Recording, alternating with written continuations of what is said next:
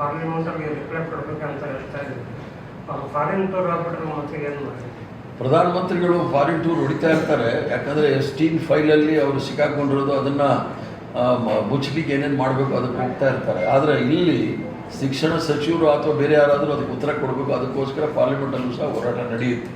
Sir, Sonam ಅವರು ಏನು ಪ್ರತಿಭಟನೆ ಮಾಡ್ತಾರೆ, ಉಪವಾಸ ಆಸ್ಪತ್ರೆಗೆ ಸೇರಿಸಿದ ಕ್ರಮ ಕೂಡ ಸಾಕಷ್ಟು ಚರ್ಚೆ ಆಗ್ತದೆ. ಈಗ ಸೋನಂ ಅವ್ರು ಮಾಡ್ತಕ್ಕಂಥದ್ದು ಅವ್ರ ಬಗ್ಗೆ ಒಬ್ಬ ಸರ್ಕಾರದವ್ರು ಹೋಗಿ ವಿಚಾರಿಸಿಲ್ಲ ಏನು ಅಂತ ಹೇಳಿ, ಅದು ಒಂದು ದೊಡ್ಡ ದುರಂತವೇ ಸರಿ.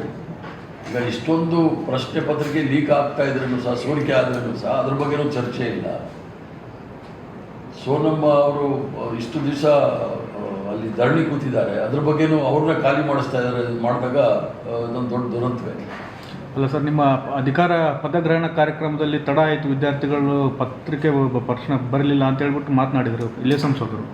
ಇದ್ರ ಬಗ್ಗೆ ಯಾಕೆ ಮಾತನಾಡ್ತಿಲ್ಲ? ಅದ್ರ ಬಗ್ಗೆ ಮಾತಾಡೋಕ್ಕೆ ಅವ್ರಿಗೆ ಯೋಗ್ಯತೆಯೂ ಇಲ್ವಲ್ಲ. 3 ಜನ ವಿದ್ಯಾರ್ಥಿಗಳು ತೊಂದರೆಗೆ ಸಿಕ್ಕಾಕೊಂಡಿದ್ರು ಅಂತ ನಮ್ಮ ಜವಾಬ್ದಾರಿ, ಪಕ್ಷದ ಜವಾಬ್ದಾರಿ ವಹಿಸ್ಕೊಳ್ಳೋ ಆದಂಥ ಘಟನೆಗಳು ಆ 3 ಜನವೂ ಸಹ ನಾವು ವಿಚಾರಿಸಿದ್ವಿ.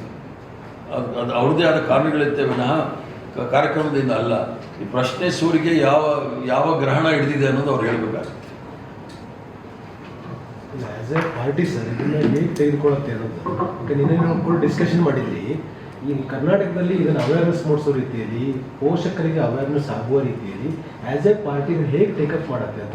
ಈಗ ಕರ್ನಾಟಕದಲ್ಲಿ ಅವೇರ್ನೆಸ್ ಕಾರ್ಯಕ್ರಮ ಈಗಾಗಲೇ ನಮ್ಮ ಯುವ ಕಾಂಗ್ರೆಸ್ ಅವರು, ವಿದ್ಯಾರ್ಥಿ ಸಂಘಟನೆಗಳು ಈಗಾಗಲೇ ಹಲವಾರು ಕಾರ್ಯಕ್ರಮಗಳು ಹಮ್ಮಿಕೊಂಡಿದ್ರು. ಮೊನ್ನೆ ಶಿವಮೊಗ್ಗದಲ್ಲಿ ನಡೀತು. ಸುಮಾರು 10,000 ಜನ ವಿದ್ಯಾರ್ಥಿಗಳು ಸೇರಿದರು.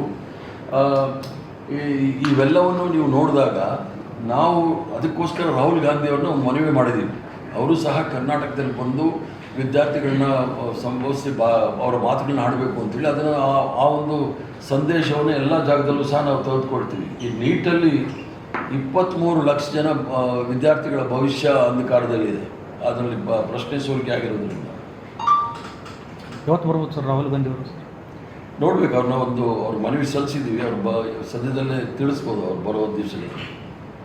ಸರ್, ಈ ಪ್ರಶ್ನೆ ಪತ್ರಿಕೆ ಸೋರಿಕೆ ಇರ್ಬೋದು ಅಥವಾ ಇನ್ನು ಯಾವುದೇ ಪ್ರಕರಣ ಇರ್ಬೋದು, ಅಷ್ಟೊಂದು ಎಫೆಕ್ಟಿವ್ ಆಗಿ ಕಾಂಗ್ರೆಸ್ ಹೋರಾಟ ಮಾಡ್ತಾ ಇದೆ ಅಂತ. ಯಾಕಂದರೆ ಈಗ ನೋಡಿ, ಸೋನಂ ಅವ್ರದ್ದೇ ಅವ್ರನ್ನ ಹಾಸ್ಪಿಟ್ಲಿಗೆ ಸೇರಿಸೋದ್ರೆ ಅವ್ರ ಹೋರಾಟನೇ ಹಂಚಿಕ್ಕುವಂಥ ಕೆಲಸಗಳು ಆಗ್ತಾ ಇರ್ತಾರೆ. ಅಂಥ ಸಂದರ್ಭದಲ್ಲಿ ಹೆಂಗೆ ಯಾವ ರೀತಿ ಎಫೆಕ್ಟಿವ್ ಹೋರಾಟ? ಯಾಕಂದರೆ ಅವರು ಸುಮಾರು 100 ವರ್ಷಗಳ ಕಾಲ ಈ ದೇಶದಲ್ಲಿ ಸುಳ್ಳು ಹೇಳಿಕೊಂಡೇ ಬಂದು ಜನಗಳನ್ನ ಮರಳು ಮಾಡ್ಕೊಂಡು ಬಂದರು. ಅವರ ಸಂಘಟನೆಗಳು, ಮರಿ ಸಂಘಟನೆಗಳೆಲ್ಲವೂ ಸಹ ಸುಳ್ಳು ಹೇಳಿಕೊಂಡೇ ದೇಶದ ಜನನ ಮಂಕ್ ಬಳೋ ಥರ ಮಾಡಿದ್ರು. ಈಗ ಜನಗಳಿಗೆ ಅರ್ಥ ಆಗ್ತಾ ಇದೆ, ಇವರು ಕೇವಲ ಅಧಿಕಾರಕ್ಕೋಸ್ಕರ ಅವರ ತಪ್ಪುದಾರಿಗೆ ಎಳೆದಿದ್ದಾರೆ ಅಂತೇಳಿ. ದೇವರ ಹೆಸರಲ್ಲಿ ಲೂಟಿ ಹೊಡೆಯೋರು, ಉಂಡಿ ಕಳ್ಳರು, ಅವ್ರ ಹತ್ರ ಏನು ನಿರೀಕ್ಷೆ ಮಾಡೋಕ್ಕಾಗುತ್ತೆ? ಜನಕ್ಕೆ ಒಂದು ನಂಬಿಕೆ ಇದ್ದಿದ್ದು ದೇವರ ಮೇಲೆ ಒಂದು ಅಗಾಧವಾದ ಅಪಾರವಾದ ನಂಬಿಕೆ ಇತ್ತು. ಅದೇನೋ ಕಟ್ತೀವಿ, ಯಾರೋ ರಾಮನಿಗೆ ಅನ್ಯಾಯ ಆಗಿಬಿಟ್ಟಿದೆ ಅಂತೇಳಿ ದೇವಸ್ಥಾನ ಕಟ್ಬಿಟ್ಟು ಅಲ್ಲಿ ಉಂಡಿ ಇಟ್ಬಿಟ್ಟು ಉಂಡಿನಲ್ಲೇ ಕಳ್ತನ ಮಾಡ್ತಾರೆ. ಉಂಡಿ ಕಳ್ಳರಿಗೆ ಈ ಥರದ ಏನು ನಿರೀಕ್ಷೆ ಮಾಡೋಕ್ಕಾಗುತ್ತೆ? ಆ ಉಂಡಿ ಮತ್ತು ಆ ದೇವಸ್ಥಾನ ಮಾಡೋಕ್ಕೆಲ್ಲ ಅದರ ಶಂಕುಸ್ಥಾಪನೆ, ಪ್ರಾಣ ಪ್ರತಿಷ್ಠಾಪನೆ ಎಲ್ಲ ಮಾಡಿದ್ದು ವಿಶ್ವಗುರು ಈ ನರೇಂದ್ರ ಮೋದಿಯವರು.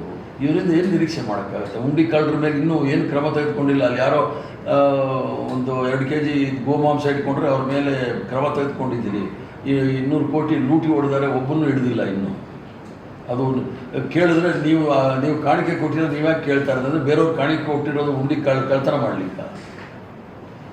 ಅಕೌಂಟಬಿಲಿಟಿ ಇಲ್ಲ ಸರ್. ಅಕೌಂಟಬಿಲಿಟಿ ಅಲ್ಲ, ಕಳ್ತನ ಮಾಡೋಕ್ಕೆ ಬಂದಿರೋದು ಅಂತ ಬಳಸ್ಬೇಕು. ದೇವ್ರನ್ನೇ ಲೂಟಿ ಹೊಡೆಯೋರು ಇನ್ನು ಮಕ್ಕಳ ಸೋರಿಕೆ ಬಗ್ಗೆ ಏನು ಮಾತಾಡ್ತಾರೆ? ಉಂಡಿ ದೇವ್ರ ಹುಂಡಿ, ಅದು ಆ ದೇವ್ರ ಹುಂಡಿನ ಯಾರು ಮುಟ್ಟಕ್ಕೆ ಹೋಗಲ್ಲ.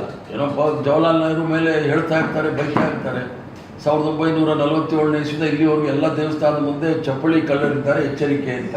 ಈ ನರೇಂದ್ರ ಮೋದಿ ಬಂದ ಮೇಲೆ ಹುಂಡಿ ಕಳ್ಳರಿದ್ದಾರೆ ಎಚ್ಚರಿಕೆ ಅಂತ ಎಲ್ಲ ದೇವಸ್ಥಾನದಲ್ಲಿ ಬೋರ್ಡ್ ಬೀಳ್ತಾ ಇದೆ.